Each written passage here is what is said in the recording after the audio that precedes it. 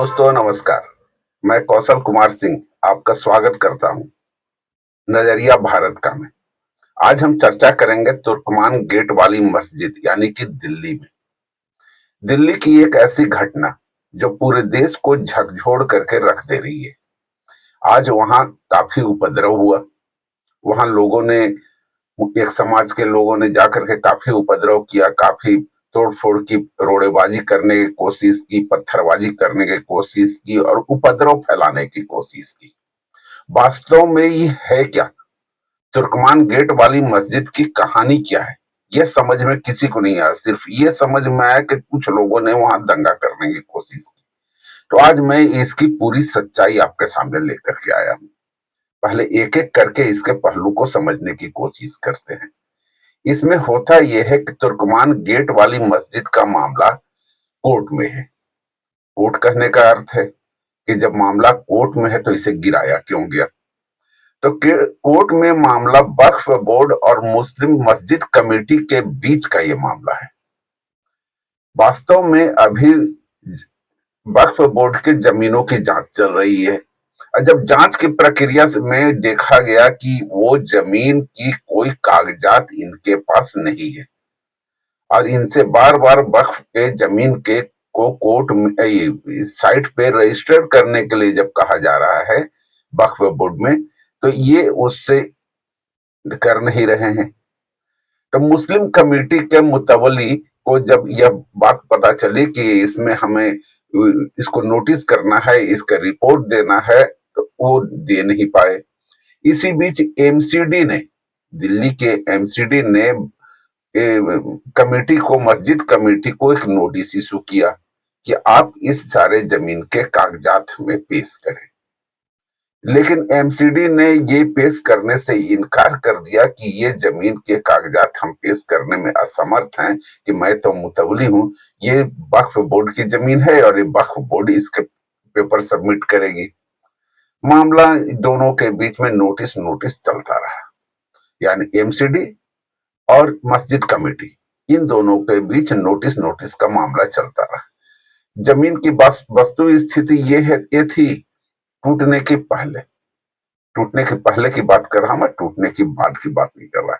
टूटने के पहले की वस्तु स्थिति ये थी कि वहां एक मस्जिद है जिसका नाम तुर्कमान गेट वाली मस्जिद है और उसके अगल बगल यानी कि उसके जो और जो क्षेत्र हैं उसमें कम्युनिटी हॉल चल रहा है, विवाह हॉल चल रहा है, दवा की दुकानें हैं, साइकिल के स्टैंड हैं या और भी व्यावसायिक गतिविधियां वहां पे चल रही थी।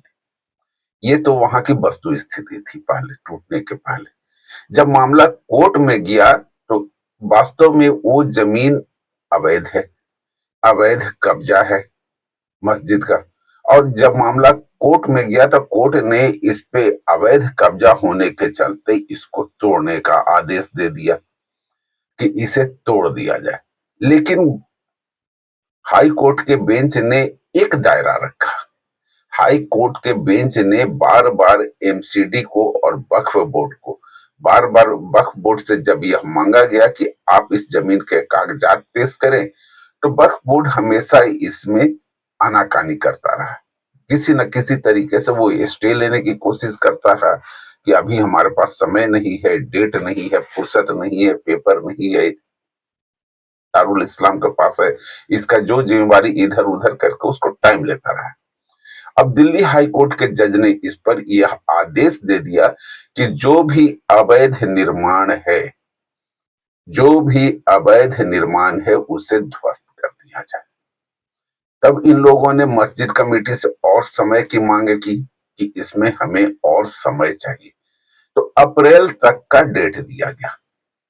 ध्यान से सुनिएगा, अप्रैल तक का, यानी कि अप्रैल 2026 का डेट दिया गया इस केस की सुनवाई के लिए। लेकिन डेट दिया गया उसी स्थिति में कि मस्जिद की स्थिति में, ना कि उसके अवैध कब्जे की स्थिति में। जो मस्जिद है, जो बना हुआ मस्जिद है, उस पर अप्रैल में फैसला होगा। बाकी जो आउटर एरिया के जो भी कब्जे हैं उसे तोड़ सकती है। यानी ये वास्तव में हाई कोर्ट ने मौखिक तौर पे, वर्बली यह आदेश दिया कि ठीक है, तो तोड़ने के लिए अरे मस्जिद को अस्थाई मस्जिद का क्षेत्र छोड़ करके बाकी बाहर का क्षेत्र पर आप कार्रवाई कर सकते हैं। ये तो हाई कोर्ट का आदेश हो गया। अब इसमें जब इन लोगों ने देख लिया कि ये तो अब टूटना तय है, कभी भी एमसीडी आएगी और इस जमीन को तोड़ देगी।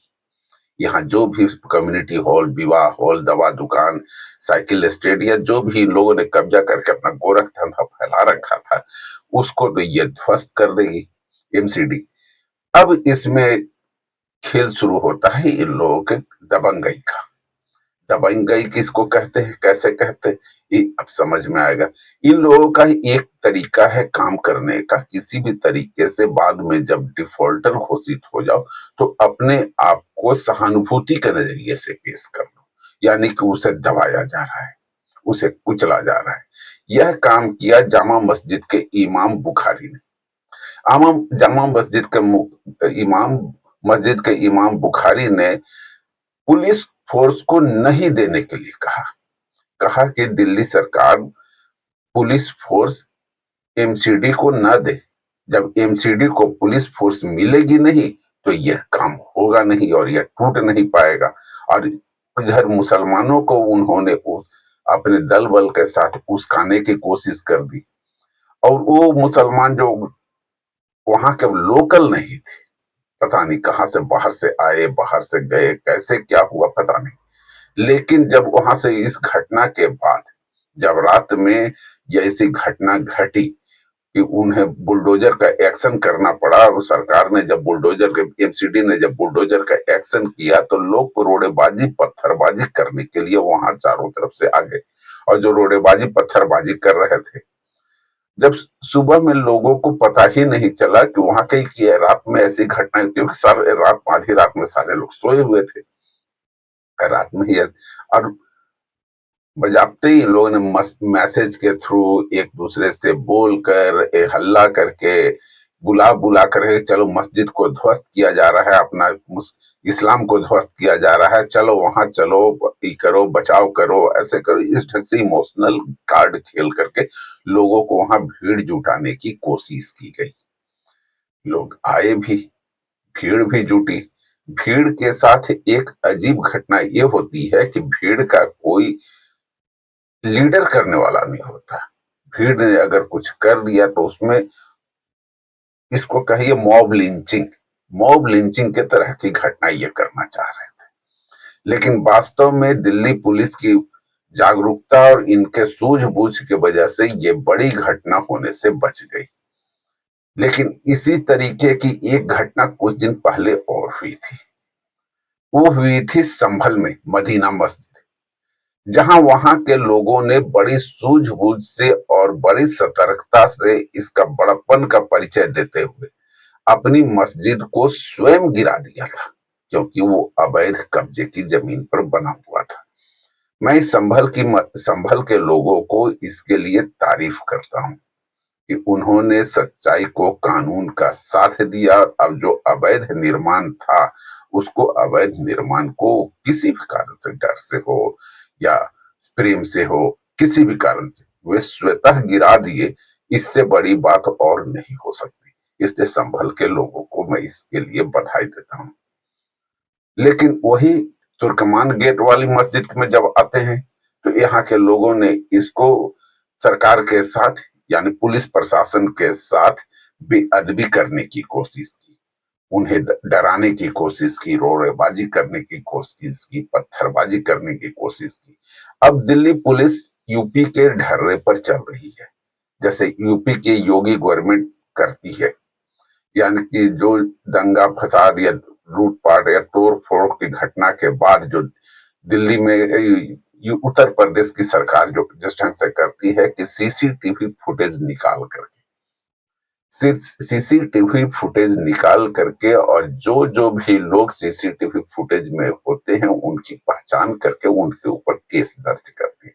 सेम वही प्रक्रिया दिल्ली में भी अपनाया जा रहा है, जिसका नतीजा कुछ दिन में दिल्ली में देखने को मिलेगा। इसके लिए रेखा गुप्ता को, दिल्ली के मुख्यमंत्री को, एमसीडी को जितनी तारीफ की जाए कम है। भारतीय जनता पार्टी को जितनी तारीफ की जाए कम है, क्योंकि उनके सूझबूझ से, उनके दृढ़ निश्चय से, काम करने के सही तरीके से एक दिल्ली में बहुत बड़ी होने वाली घटना जो उपद्रव का रूप पूरे देश में ले सकती थी, उसको कंट्रोल कर लिया गया। इनका उद्देश्य ये नहीं था कि वहां की मस्जिद को बचाना, इनका उद्देश्य यह था कि इस तरीके से पूरे देश में इस बवंडर की आग फैला देना। लेकिन दिल्ली पुलिस, एमसीडी और दिल्ली पुलिस, एमसीडी और भारतीय जनता पार्टी ने अपने सूझबूझ के और सही निर्णय से हाई कोर्ट के आदेश के अंतर्गत जो भी कार्रवाई किया, उसकी जितनी सराहना की जाए कम है। फिर मिलते हैं नए अंक में, नए विषय पर चर्चा करेंगे। तब तक के लिए अनुमति दीजिए। धन्यवाद।